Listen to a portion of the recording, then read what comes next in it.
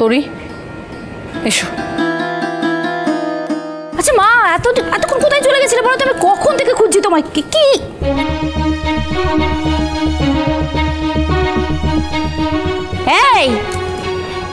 এই তোরি আর এই রুক্মিণী এখানে কি করছে মা? রুক্মিণী নয় বৌদি, সুধা, এই আচার্য বাড়ির মেয়ে সুধাময়ী। কি? সুধা?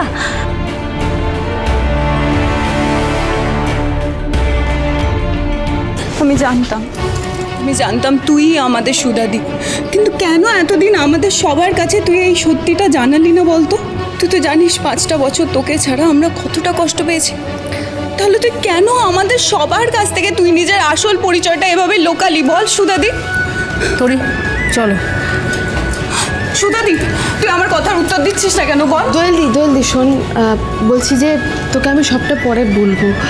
তুই এখন দিদির ঘরটা একটু পরিষ্কার করে দিবি প্লিজ। আজ থেকে তোরি আর দিদি এখানেই থাকবে।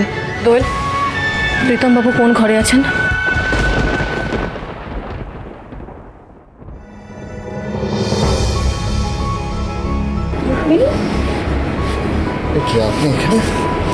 প্রীতমবাবু, আপনি এতটা চোট পেয়েছেন, অসুস্থ হয়ে এই বাড়িতে আছেন, আপনি আমাকে জানানোর প্রয়োজন মনে করেননি? কি করে জানাবো? আমার যখন এই অবস্থা হলো তখন তো আপনিও মৃত্যুর সঙ্গে লড়াই করছিলেন। ঝিনুকের কাছ থেকে সবটা শুনেছি। মামুর তো হুঁশ আসার পর থেকে এই অবস্থাতেও তোমার কাছেই যেতে চাইছিল হসপিটালে, কিন্তু এত চোট নিয়ে আমি মামুকে যেতে দিতে পারিনি। তাই বাধ্য হয়ে এই বিছানায় শুয়ে শুয়ে আপনার জন্য প্রার্থনা করছিলাম, যাতে আপনি তাড়াতাড়ি সুস্থ হয়ে ওঠেন। আপনার প্রার্থনা ঈশ্বর শুনেছে প্রীতমবাবু, সত্যি আমার দিদির কিচ্ছু হয়নি। কিন্তু বিএফএফ, তোমার কি করে চোট লাগলো?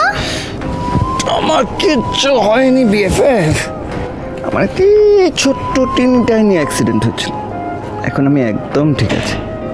আমার বিএফএফ কেমন আছে? একটু ভালো নেই। কি তোমার মন খারাপ কেন? কাঁদছো কেন তুমি? মামা বাবাকে ছেড়ে চলে এসেছে। সে কি হয়েছে সুধা? এতদিনে তো সব প্রবলেমগুলো মিটে যাওয়ার কথা ছিল। হ্যাঁ প্রীতমবাবু, সব প্রবলেম মিটিয়ে আসার সঙ্গে সঙ্গে আমি সম্পর্কটাও চিরকালের মতো মিটিয়ে এসেছি। আমি নিজের মেয়ের জন্য মন শক্ত করে ফাইনালি ডিসিশন নিয়ে ফেলেছি। কিন্তু সুধা, না, কোনো কিন্তু নয় প্রীতমবাবু। আমি এতদিন শুধুমাত্র তোরির কথা ভেবে সম্পর্কটাকে সুযোগ দিয়েছিলাম, কিন্তু আর পারবো না।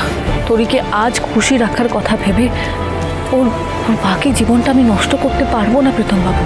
আমি চাই না যে আমার মেয়ের ওপর কেউ দয়া করুক, আর আমার মেয়ে যাকে বাবা বলে ডাকবে তার মনে কোনো প্রশ্ন থাকুক, সারা জীবন সন্দেহ থাকুক, আমি কিছুতেই চাই না।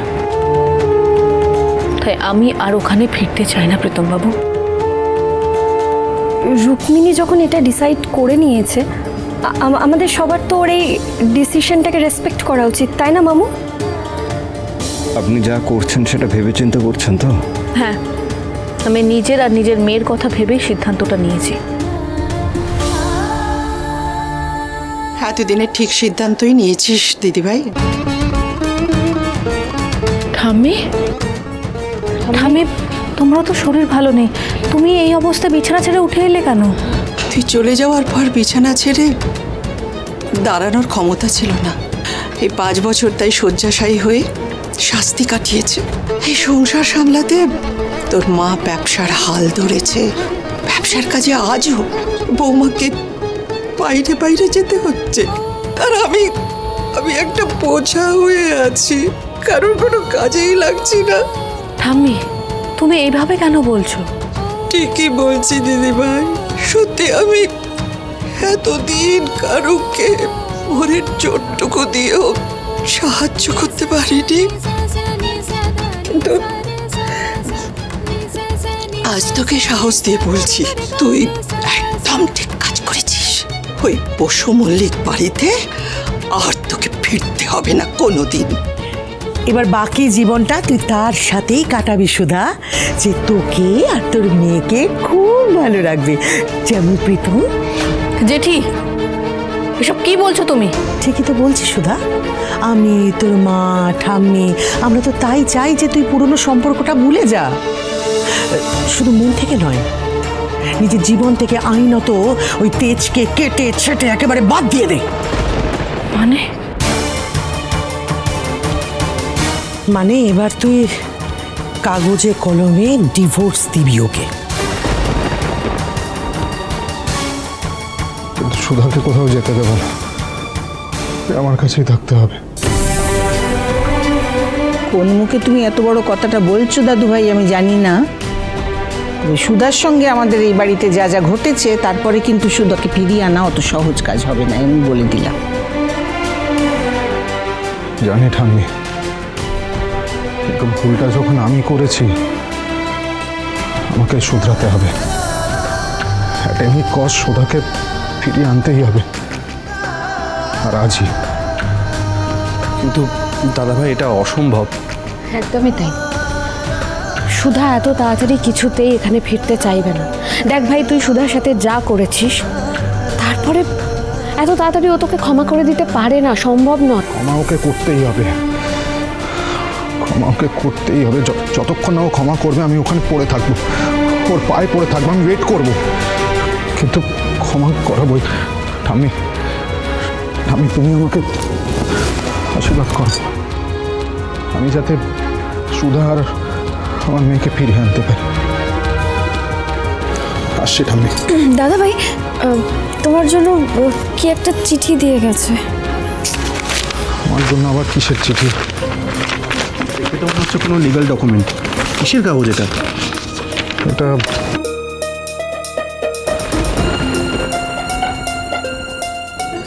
Divorce paper.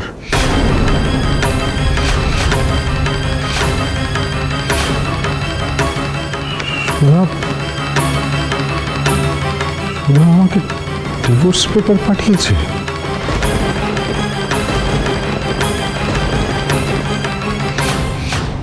পারবো না জেঠি, তেজকে আমি কোনোভাবেই ডিভোর্স দিতে পারবো না।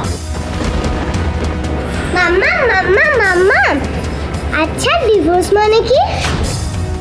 তোরি তোরি, তোমার সাথে আমার কতদিন পরে দেখা হচ্ছে বলো তো? আমার আর তোমার বিএফএফ এ তোমার সাথে অনেক গল্প করার আছে। চলো আমরা এদিকে যাই, চলো।